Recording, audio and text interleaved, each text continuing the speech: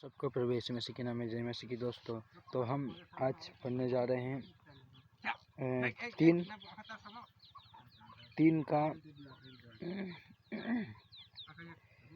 तीन का 7, 8, 18, 17, 18 और 19 पढ़ेंगे। तो सभी मसीह भाई बहनों को जय मसीह की कहता हूँ।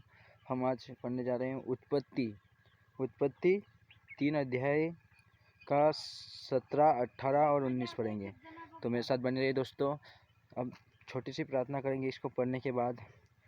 जैसे मतलब वचन क्या कहता है, और आदम से उसने कहा, तूने जो अपनी पत्नी की बात सुनी और जिस वृक्ष के फल के विषय में मैंने तुझसे आज्ञा दी थी कि तू उसे न खाना, उसको तूने खाया है, इसलिए भूमि तेरे कारण शापित है। तू उसकी उपज जीवन भर दुख के साथ खाया करेगा और वह तेरे लिए कांटे और उटकटारे उगाएगी, और तू खेत की उपज खाएगा और अपने माथे के पसीने की रोटी खाया करेगा और अंत में मिट्टी में मिल जाएगा, क्योंकि तू उसी में से निकाला गया है।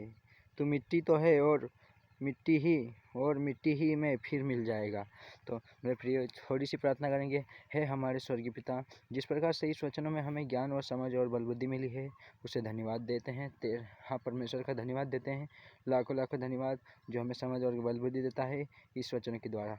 तो है मेरे प्रियो, आमीन कहूँगा, क्योंकि इस वचन में जो लिखा है वैसा ही हो रहा है और आगे भी होता रहेगा, युगानुयुग होता रहेगा।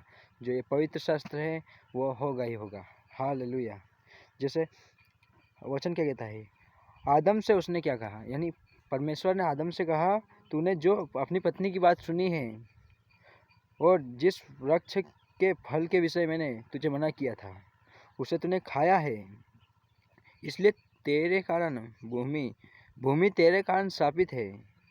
तू उसकी उपज जीवन भर दुख के साथ खाया करेगा, यानी दुख के साथ जीवन, ये जो उपज है उसे भूमि पर उपज तू जीवन भर दुख के साथ खाया करेगा। और आगे क्या कहता है, और वह तेरे लिए कांटे और उटकटारे उगाएगी, यानी ये जो भूमि है वो तेरे कारण शापित है और वह तेरे लिए क्या उगाएगी, कांटे और उटकटारे उगाएगी। और आगे क्या कहता है वचन, तू खेत की उपज खाएगा और अपने माथे के पसीने की रोटी खाएगा और अंत में मिट्टी में मिल जाएगा, क्योंकि तू उसी में से निकाला गया है। तू मिट्टी ही तो है और मिट्टी ही में फिर मिल जाएगा। तो है मेरे प्रियो, इस वचन के द्वारा जिसे भी समझ और बल बुद्धि मिली है, जिसे जो इस वीडियो को देख रहा है, उसे भी परमेश्वर आशीषित करे और वचनों में बढ़ाए, प्रार्थना में बढ़ाए, ऐसी दुआ करते हैं। इस दुआ प्रार्थना को सुनने और कहे जाने पर परमेश्वर की ओर से आशीष मिले, बरकत मिले और उद्धार करता नाम यीशु मसीह के सामर्थ्य नाम से इस दुआ प्रार्थना को मांग लेते हैं, यीशु के सामर्थ्य नाम में, आमीन। आमेन, आमेन, आमेन, आमेन, आमेन, आमेन, आमेन।